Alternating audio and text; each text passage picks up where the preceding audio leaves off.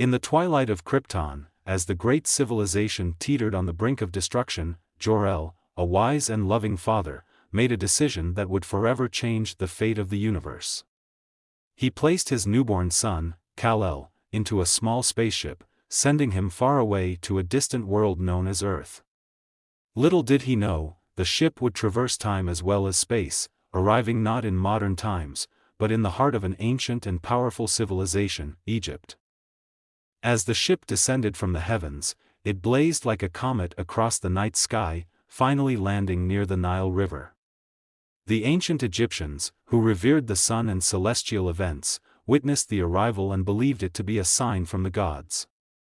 Pharaoh Khafre, a wise and powerful ruler, personally went to the site where the ship had landed. There, he found a child, swaddled in strange yet magnificent cloth. The pharaoh, interpreting the child's arrival as a divine event, declared that the child was the offspring of Ra, the sun god. He named the child Khaseti, a name blending the child's origin with the earthly heritage he would inherit. Khaseti was brought to the royal palace, where he was raised as the pharaoh's son, surrounded by the grandeur of Egypt.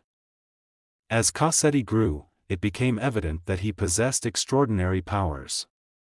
He could lift massive stone blocks with ease, his eyes could see far beyond the horizon, and his skin was impervious to weapons. The people of Egypt worshipped him as a living god, a protector of their lands, and a symbol of divine favor.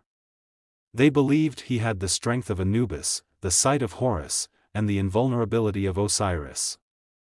Khaseti embraced his role, using his powers to ensure Egypt thrived.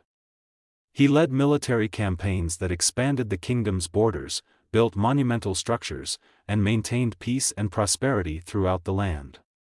His influence was so great that the people began to attribute every success of the nation to his divine parentage. In time, Khaseti took a wife, Nefertari, a woman of unparalleled beauty and wisdom.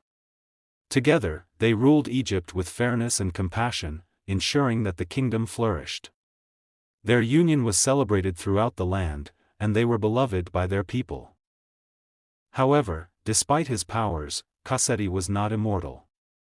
He aged slowly, but time eventually claimed him. On his deathbed, the people wept, and Pharaoh Khafre, now an old man himself, decreed that Khaseti be mummified and buried in a grand pyramid, befitting a god. His body was carefully prepared, wrapped in fine linens, and adorned with the symbols of his divine origin. He was laid to rest in a sarcophagus of gold, placed deep within a pyramid that stood as a testament to his legacy. The story of his life, from his miraculous arrival to his reign as a god-king, was meticulously carved into the walls of his tomb. Hieroglyphs depicted his incredible powers, his acts of heroism, and the love he shared with Nefertari. The pyramid, known as the Pyramid of the Sun God, became a place of pilgrimage. People from all over Egypt, and even from distant lands, came to pay their respects to the god who had walked among them. Over time, the legend of Khaseti faded into myth, and the world forgot the true origins of the sun god's child. Yet, beneath the sands of Egypt, hidden in the shadows of the pyramid, the story of Khaseti endures, waiting for the day when it will once again be discovered and the world will remember the Kryptonian who became an Egyptian god.